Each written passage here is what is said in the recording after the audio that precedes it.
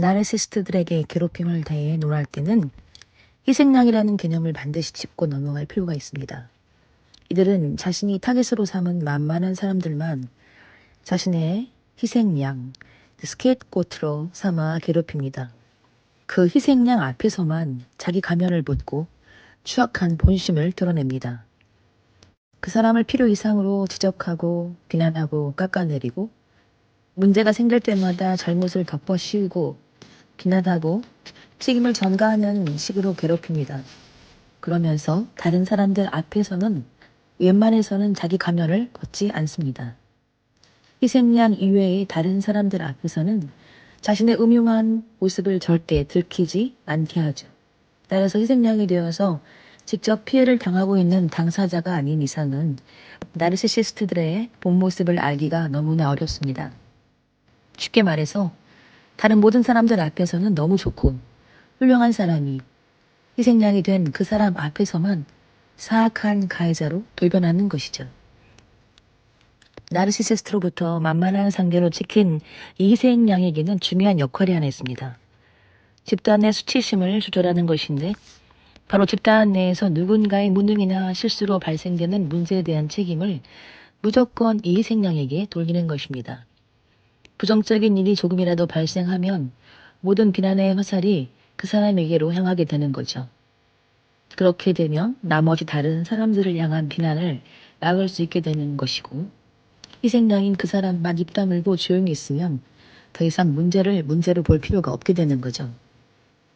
더 이상 문제를 논할 필요가 없어지기 때문에 마치 문제가 완전히 해결된 것처럼 보이고 문제를 저지른 나르시시스트 또한 여전히 인흉한 이미지를 유지할 수 있게 됩니다. 한 사람에게 책임을 덮어 씌워 억울하게 만드는 식으로 문제를 덮어버리다니 너무나도 비열한 발상이 아닐 수 없습니다. 하지만 남들의 고통 따위는 문제 삼지 않는 그들에게는 이보다 더 효과적인 방법이 없습니다.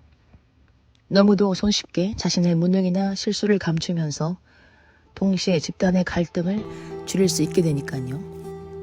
자신의 무능이나 실수로 인해 지금껏 쌓아왔던 평판과 평가가 무너지는 건 나르시시스트에게 무엇보다 두려운 일입니다. 또한 자신이 맡고 있는 집단에 문제가 생겨 책임자로서의 이미지가 훼손되는 것 또한 이들에게는 굉장히 무서운 일이죠. 그래서 이들에게는 늘 희생양이라는 존재가 간절히 필요합니다. 늘 비난하고 괴롭히고 핍박하면서도 그 희생양인 그 사람의 퇴사를 어떻게든 막으려 드는 모순적인 행동을 하는 이유가 바로 여기에 있습니다. 사이코패스와 나르시시스트의 저자인 김태형 심리학자는 나르시시스트들을 심각한 애정 결핍 환자라고 말합니다. 애정 결핍 환자가 모두 나르시시스트인 것은 아니지만 나르시시스트들이 모두 애정 결핍 환자인 것은 분명하다고 합니다. 이들의 마음속에는 분노의 감정이 하도 많이 누적되어 있어서 남들과 사랑을 나누어 가질 수 있는 마음이 없기 때문에 자기에게 와야 할 사랑을 빼앗아갈지도 모르는 다른 타인들을 시기하고 질투합니다. 이들은 타인이 주목받고 인정받을 때 내가 받아야 될 관심과 인정을 그 사람이 빼앗아 간 것으로 생각합니다. 애정 결핍으로 인해 타인의 입장은 전혀 고려하지 못하고요. 오직 자기 자신을 과시하고 드러내는 데에만 혈안이 되어서 막무가내로 행동합니다. 자기에게 와야 할 관심과 사랑이 타인에게 향할 때 느끼는 시기 질투심, 자신이 사랑받지 못했다는 열등감으로 인해서 이들은 남을 괴롭히고 깎아내리는 것입니다. 또 여기에 이들의 정신 연령도 한몫합니다.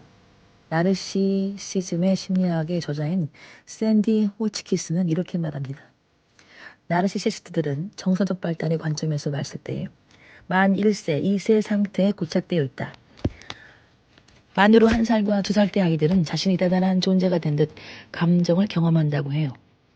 이 시기를 자기 중심적인 단계라고 하는데 이것은 아주 자연스러운 일이라고 합니다. 자, 어린 아이들이 정신 발달이 없어서는 안 되는 중요한 단계죠.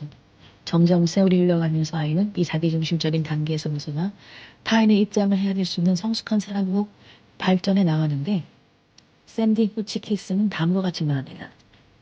나르시시스트들은 정신적으로 자신의 자기중심적 단계에서 벗어나지 못한 발육 정지 상태에 있다. 정신연령이 낮은 나르시시스트들은 타인을 개별적인 존재가 아니라 자기 자신의 연장이라고 생각합니다. 마치 어린아이가 엄마와 자신을 동일시하고 엄마를 자기 몸의 일부처럼 생각하는 것과 같이 아기들은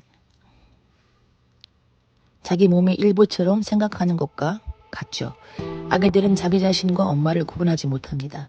배가 고프거나 아프거나 힘이 들면 무조건 울어서 엄마를 부릅니다.